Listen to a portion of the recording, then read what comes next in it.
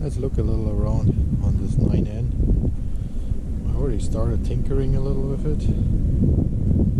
When I got it, the previous owner said it's locked up, so I bought it for scrap value. And we put it in gear and couldn't move the engine. Looks pretty good so far. Got the PTO. It's holding here.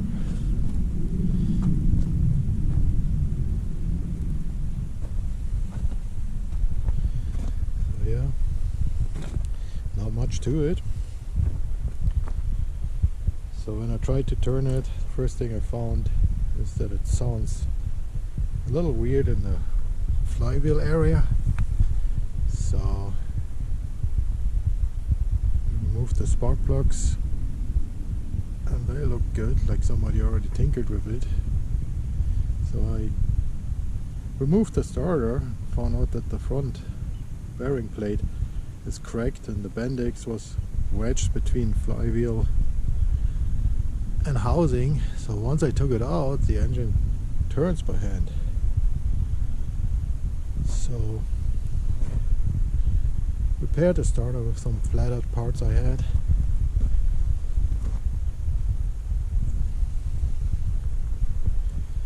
So next we have to do is get some spark.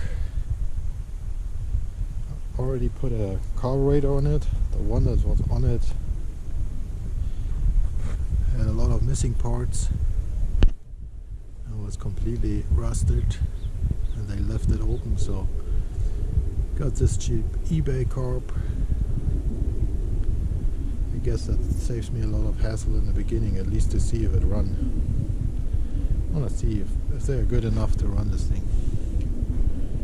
So next thing I will be digging in is the ignition switch, the resistor, and then we will be looking into the distributor itself, which should be pretty simple.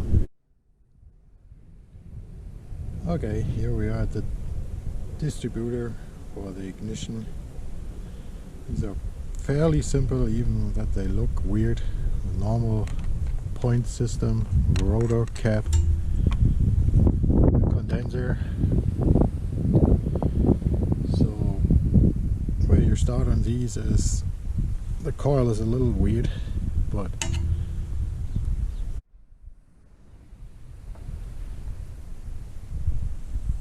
so this is the coil. Here on top you should, if you measure for power, you should have power when the ignition key is turned on. So this is where you should have power, depending on what your 6 volt, 12 volt system. This one's changed to 12 volt. Then on the underside there's this spring loaded pin. That is basically the contact that goes over to your breaker point that will be switched onto ground. Depending on when the engine is turning, the breaker point will open and close to ground, and then this contact goes on to the distributor cap to your rotor, and then from wherever the finger stands, depending on which cylinder it sits on, it will just be distributed to that cylinder. So sometimes this spring is broken, so you have to watch out for that. Watch that all the contacts are good. When you turn the engine, you should see the points opening. I don't know if it comes on there. And if you have the ignition on, you should see a little spark at your points. If these are sitting longer, you try cleaning it. This one, after cleaning them, still had a weak spark, so I went ahead and changed the condenser, and that fixed my spark on this one.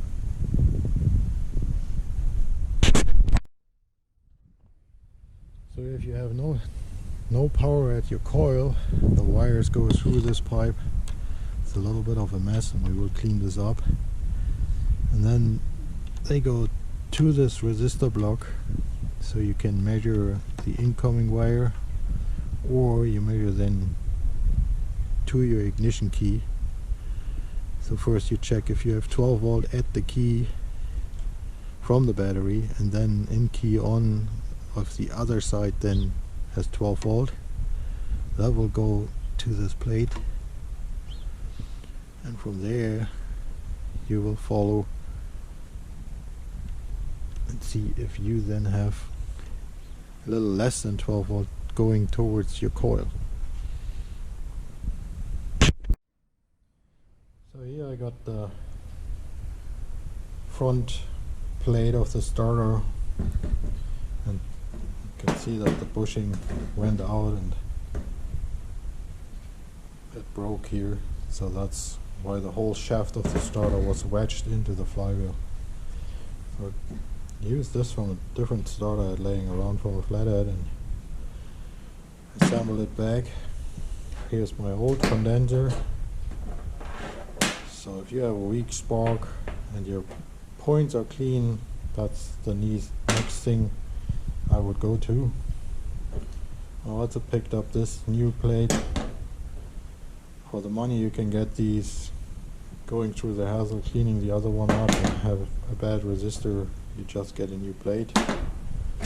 Same, the ignition key, you really don't need it, but I just wanted it, and it's a cheap kit and it saves you a lot of work.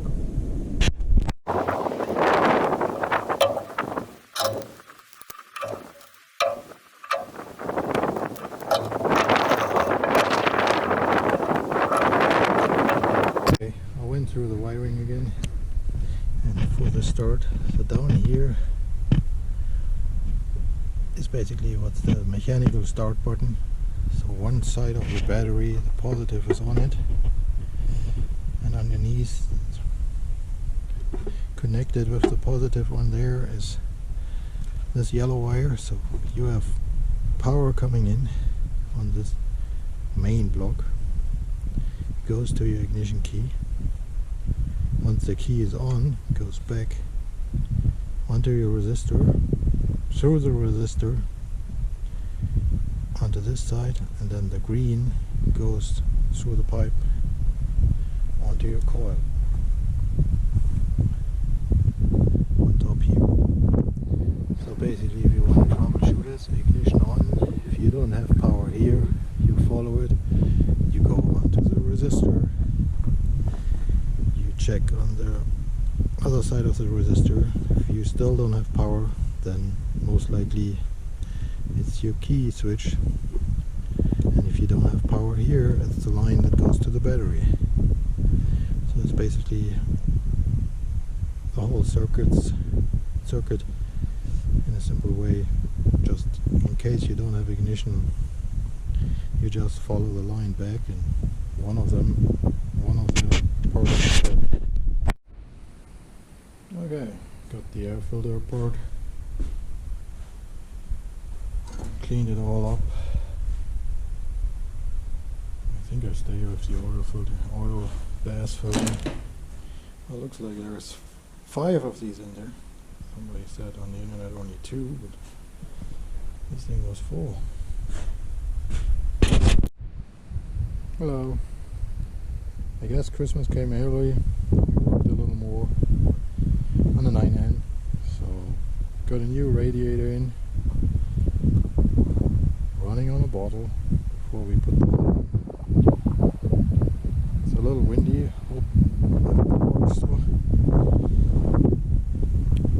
Alternator kit, 12 volt conversion, new carb, new exhaust. Got the air filter in. When you have to fill the bowl with oil, put it back together. So now next we have to do an oil change because the lift is not working. So there will be a transmission hydraulic fluid oil change.